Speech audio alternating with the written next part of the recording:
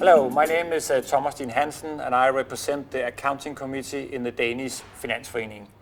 Every year this committee awards 2 prizes to Danish companies that we believe has been superior in the way they communicate with the stock market and in their general disclosures. We normally award these prizes at the annual dinner party, however this is not possible this year for obvious reasons. So after a thorough analysis, the committee has awarded DFDS as the winner of the 2020 Information Award.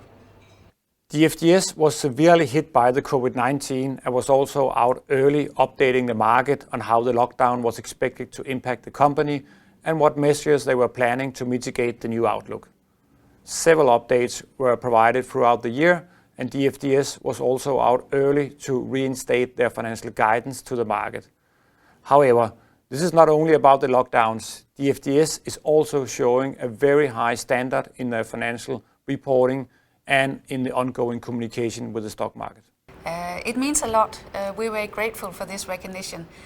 We endeavor to do our best every day in the way we communicate with the market, and to have that recognized was fantastic.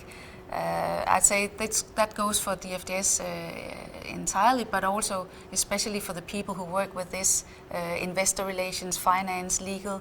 That was a great pat on the shoulder that they're really doing things well. So we're very proud of that.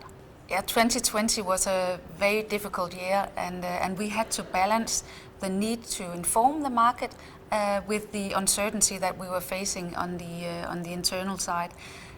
We were, as you probably know, exposed to passenger traffic, which meant that a big part of our business was actually closed down throughout 2020 and still is, because we're relying on open borders.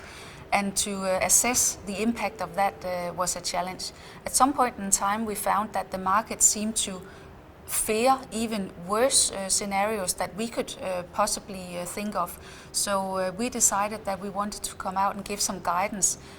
We came out with preliminary Q1 results, and we also came out relatively soon with a reinstatement of our outlook, where we were open about these are the assumptions underlying the outlook, not least relating to the passenger traffic, because that meant that the market could then assess, do we believe in these assumptions as well, and then put their own assumptions if they didn't agree with the assumptions that we presented.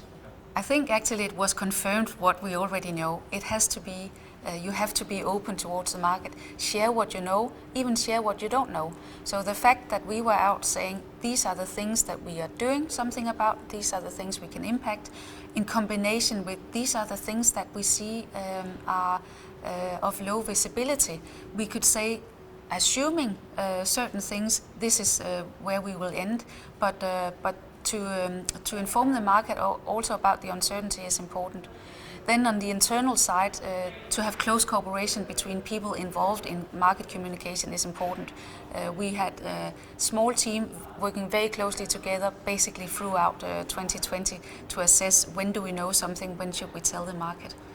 And then I think throughout the year we constantly challenged each other, is there more we can do to make the market understand our business better? And one concrete thing we took, a decision we took, was to come out with monthly volume figures in between our quarterly reports in order for the market to have an assessment of where we are moving between the quarters.